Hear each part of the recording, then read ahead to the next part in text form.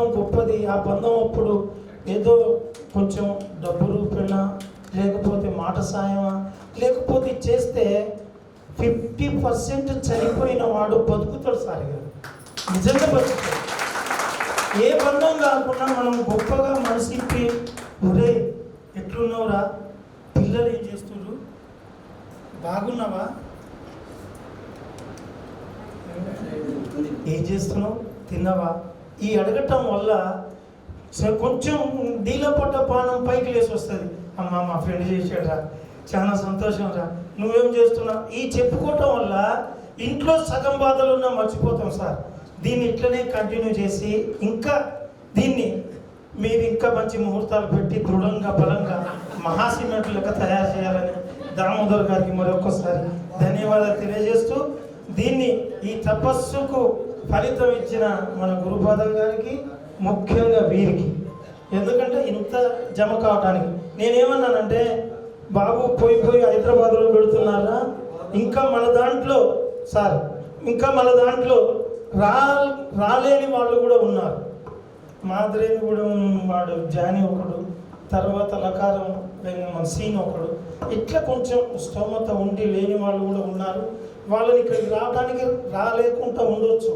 అంత దూరం ఎందుకు పెట్టిరా నాయన అంటే, దీనికి మూల కారణం అంటే నేనేమనుకున్నానంటే, ముందైతే జమ కావాలి, దాని తర్వాత ఏ కార్యక్రమం అయినా చేయొచ్చు. ముందు బండి ట్రాక్ ఎక్కాలి కదా, ఎక్కితే స్పీడ్ మీద బుల్లెట్ ట్రైన్లో దూసుకెళ్తుంటుంది, ఇంకేం బాధ లేదురా నాయన, వారితో పాటు వారి సతీమణులు కూడా తీసుకోరారు అన్నారు. అంటే ఇప్పుడు ఎందుకులే మొదగాలే, మరి ఆడ ఎట్లెట్లుందో చూద్దామని వచ్చినాం. మంచి నిర్ణయం సార్, మంచి కార్యక్రమం. మన అందరం కలిసి ఒకటి ఏం జరుగుతుందంటే, మనం ఎప్పుడైనా నా క్లాస్మేట్తోని ఎదురైనప్పుడు, ఓ వీడేగా ఎక్కడిగాడు ఏముందిలే, తర్వాత ఎవడు సోములగాడు గారా, ఓ సోములేగా బస్వయ్య, అమ్మో నమస్తే అండి, గురుపాదం బాంగో నమస్తే, దామోదర గారు నమస్కారం అయ్యా, ఈ పద్ధతుల్లో ఉంటుంది. దీన్ని కొంచెం మార్చుకుంటే వెంకటేశ్వరులు గారు కానీ, వెంకటేశ్వరరావు గారు కానీ, శేఖర్ కానీ, శ్రీను కానీ, శ్రీనివాసరావు గారు, ఈ కార్లు కొంచెం దక్కించి సమన్వయంగా అందరం కలిసికట్టుగా అందరం కూడా చేస్తే ఇది ఇంకా ముందుకు పోతుందని చెప్పి ఈ అవకాశం ఇచ్చిన ధన్యవాదాలు సార్. నెక్స్ట్ మహబూబాలి గారి అన్నట్టు మేము గొప్ప కాదు, మీరు అంత దూరం నుంచి మీరు శ్రమపడి రావడం అనేది చాలా గొప్ప.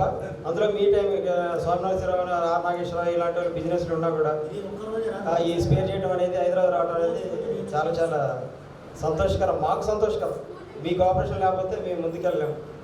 Okay, thank you. నెక్స్ట్ ఇప్పుడు అంటే ఈ ప్రోగ్రామ్ ఎందుకు చేస్తున్నాం, ఎందుకు చేయాల్సి వచ్చింది, ఇక్కడ ఎందుకు పెట్టాల్సి వచ్చింది, నెక్స్ట్ మనం పెడితే దీంట్లో ఏం చేద్దాం అనేది మన కాన్సెప్ట్ ఇది కాన్సెప్ట్ ఏంటి అనేది మన శివరాం చెప్తారు. ఒకసారి కంటిన్యూ.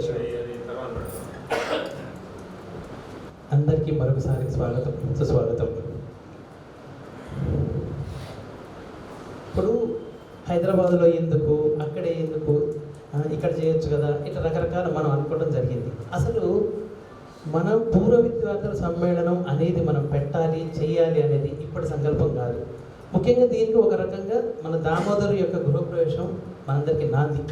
అప్పుడే అనుకున్న తర్వాత వాడు మన గ్రూప్ క్రియేట్ జరిగింది. ఆ తర్వాత మనకంటే పూర్వ విద్యార్థుల సమ్మేళనాలు, మనకంటే వెనక బ్యాచ్లు, మనకంటే ముందు బ్యాచ్లు కూడా చాలా దిగ్విజయంగా చేసుకున్నారు.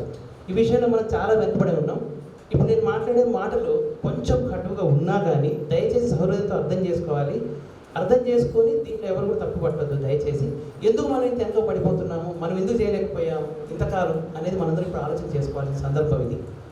ఎందుకంటే ఆ తర్వాత ఆకులరాము, దామోదరు, తర్వాత ఇంకా మనకి ఇద్దరు ముగ్గురు మిత్రులు మన హుజూర్ నగర్ మన హై స్కూల్కి వెళ్ళడం జరిగి అక్కడి నుంచి మన 10th క్లాస్ విద్యార్థుల లిస్టు తీయడం జరిగింది. చాలా రకాలుగా అయింది. మేము ఇక్కడ నుంచి ప్రతిరోజు వాళ్ళతోటి ఫోన్లలో సంభాషించే వాళ్ళం, ఇట్లా అట్లా అన్నాం. బట్ సార్ అందరూ మన మిత్రులే కాబట్టి కరుడు చావరికి 100 కారణాలు అన్నట్టు మన కారణాలు వెతుకోవద్దు. Whatever the reason, it was not happen. ఇట్లాగే చూస్తూ ఉంటే మొన్న మన అంజద్ ఖాన్ చనిపోయినప్పుడు అప్పటికప్పుడు అనుకోని సాయిబాబా ఏంటిరా పరిస్థితి అన్నాడు. లేదురా, ఎంత ఉద్యోగం ఎంత ఒత్తిడినా ఏమైనా సరే ఆ చివరి చూపు మళ్ళీ దక్కదు. 12వ రోజు 13వ రోజు తర్వాత సంగతి ఖచ్చితంగా మనం వెళదాం. అప్పటికప్పుడు అనుకున్నాము, వెళ్ళాము.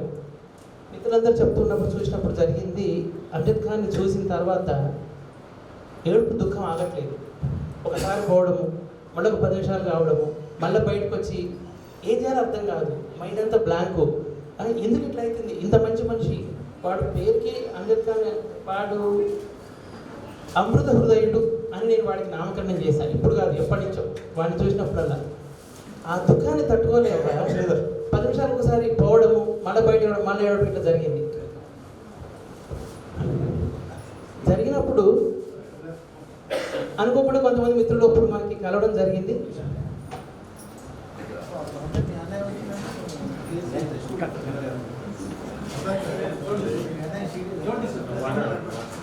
కొంతమంది మిత్రులు జరగడం జరిగింది. మేమందరం హైదరాబాద్ వచ్చిన తర్వాత ముఖ్యంగా రాము అసలు మనం ఎంతకాలం ఇట్లా, ఆ రోజు కూడా కొంతమంది కుదిరితే కుదరలేదు. మన కనీసం మన అమ్జద్ అలీ ఖాన్ ఒక సంస్మరణ సభ అన్న ఏర్పాటు చేద్దామా. మన హుజూర్ నగర్లో ఉన్నప్పుడు ఏముందంటే మిత్రులందరూ ఎవరి దారిలో వాళ్ళు ఉన్నారు, అనుకున్న జరగలేదు. అంటే తప్పకుండా చేద్దాం రాము, ఆ సంస్మరణ సభ పెట్టి కనీసం అక్కడ కుదరకపోతే మనం హైదరాబాద్లో ఉన్న మనం ఏర్పాటు చేద్దాం. చేసి మిగతా విషయాలలో మన వాళ్ళు వస్తారో రారు తర్వాత సంగతి, కనీసం మనం దివంగత మిత్రుల సంస్మరణ సభ అంటేనన్నా కొంతమంది మనకి గ్యాదర్ అయ్యే ఛాన్స్ ఉంటుంది కదా, చేద్దాం. ఆ సంస్మరణ సభ అనుకున్నది కొంచెం రోజుకు ఒక విధంగా ఇది మాకు ఒక రోజులో వచ్చిన ఆలోచన కాదు మిత్రులారా. గత సంవత్సరం నుంచి మేము చాలా రకాలుగా మదన పడి ఎన్ని రకాల ఆలోచనలు చేసి మనకు తెలిసిన మిత్రులు, తెలవని మిత్రులు అందరి మనోభావాలు ఏ విధంగా ఉంటాయి, ఎవరు ఏ విధంగా ఏ రకంగా స్పందిస్తారు, ఇవన్నీ మేము నిత్యం బేరీజు వేసుకుంటూ ఆలోచిస్తూ ఈరోజు దాన్ని ఈ రూపకంగా మలచడం జరిగింది. అయితే ముఖ్యంగా ఇక్కడ పూర్వ విద్యార్థి సమ్మేళనంలో 10వ తరగతి, ముఖ్యంగా 10వ తరగతి ఎందుకు సరే, మన మిత్రులు మొదట్లో కొంచెం అందరం మనం 50 ఏళ్ళు దాటిని అన్ని రకాలుగా అనుభవాలు చూసాం కాబట్టి మన వాట్సాప్ మెసేజ్లో కూడా ఒక్కొక్కళ్ళు వారి యొక్క స్పందన తెలియజేసినప్పుడు కూడా 10వ తరగతి. అందుకే ఈ ఊరు ఆ ఊరు కాదు, మనందరం ఏంటంటే కొంతమంది 10వ తరగతిలో మిత్రులు, కొంతమంది అంతకుముందు మిత్రులు, ఆ తర్వాత ఇంటర్మీడియట్లో మిత్రులు, ఆ తర్వాత డిగ్రీలో మిత్రులు, అన్ని రకాలుగా కలిసి ఉన్న మిత్రులు. కానీ 10వ తరగతి వరకు మనందరం అమ్మా నాన్న చాటు బిడ్డలమే. 10వ తరగతి తర్వాత మనందరికీ అంతేదో కొంచెం మన పర్సనాలిటీ డెవలప్మెంట్ కానీ, పర్సనల్గా మన సొంత అభిప్రాయాలు కానీ ఈ విధంగా కానీ ఒక్కొక్కరు ఒక్కొక్క వాళ్ళ మెయిన్ పర్సనాలిటీ అనేది డెవలప్ అయ్యే సందర్భం. కానీ ముందు 10వ తరగతి వరకు కల్లా కపటం లేని, కలవశం లేని, ఇప్పటి వరకు కూడా ఎవరు ఏ రంగాల్లో స్థిరపడినా, ఎవరు ఏ స్థాయిలో ఉన్నా, ఇప్పుడు మన మిత్రుడు చెప్పినట్టుగా మేము రాసిన ఈ కొటేషన్కి ఖచ్చితమైన అర్థం వచ్చే మనోభావాలు కలిగి ఉన్న సందర్భం మన 10వ తరగతి వరకే, అవునా కాదా? సో కాబట్టి 10వ తరగతి మనకు ప్రామాణికము. ఖచ్చితంగా అప్పుడున్న అరమరికలు, అప్పుడున్న హెచ్చు తగ్గులు, భేదభావాలు ఏమీ ఉండవు. తర్వాత అలాంటి దిక్కుతాం. భగవంతుడు ఎవరికి ఎప్పుడు ఏది రాస్తాడు, everything is prewritten by the god. We may not change that destiny. That is not in our hands. So that is the reason. Further, what we may and what we are now, that is secondary. But according to our own soul, మన మానసిక పరిస్థితి బట్టి 10వ తరగతి పూర్వ విద్యార్థులు కనీసం 10వ తరగతి మనకు ప్రామాణికంగా పెట్టుకుందాము. 10వ తరగతి వరకు ఉన్న విద్యార్థులను కనీసం కలుద్దాము. ఇంకొకటి చాలామంది మిత్రులు ఒకటి చెప్పడం జరిగింది, హైదరాబాద్లో ఎందుకు అక్కడిక్కడ అంటే what ever the reason, Huzur Nagar అయితే జరగలేదు కదా.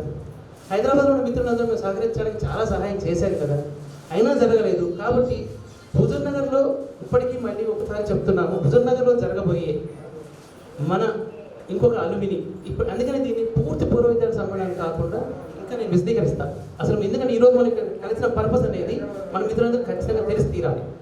సో కాబట్టి మనము హుజూర్ నగర్లో జరిగే ఒకవేళ పెడితే ఇక్కడ రాలేకపోయిన వాళ్ళు వాట్ ఎవర్ ద రీజన్, ఆర్థిక భారం కావచ్చు, పని ఒత్తిడి కావచ్చు, ఇంకేదైనా కారణం కావచ్చు, రాలేని వాళ్ళు ఎవరైనా ఉంటే ఖచ్చితంగా మనం అక్కడ పెడదాము. పెట్టినప్పుడు ఇక్కడున్న మా మిత్రులందరూ మా వంతు సహాయ సహకారాలు 100% అందిస్తామని ఈ సందర్భంలో మరొకసారి తెలియజేస్తున్నాం. కాబట్టి మిత్రులారా, జీవితంలో ఇది అయిపోయింది ఇక జరగదేమో అనుకోకండి, కానీ దానికి ఒక ప్రిలిమినరీగా భావించి ఖచ్చితంగా ఇక్కడ రాండి అని పెట్టాము. Next, that is the reason మేము ఇక్కడి నుంచి ఇంత పని ఒత్తిడి ఒక్కొక్కళ్ళు ఒక రకంగా స్థిరపడ్డాం.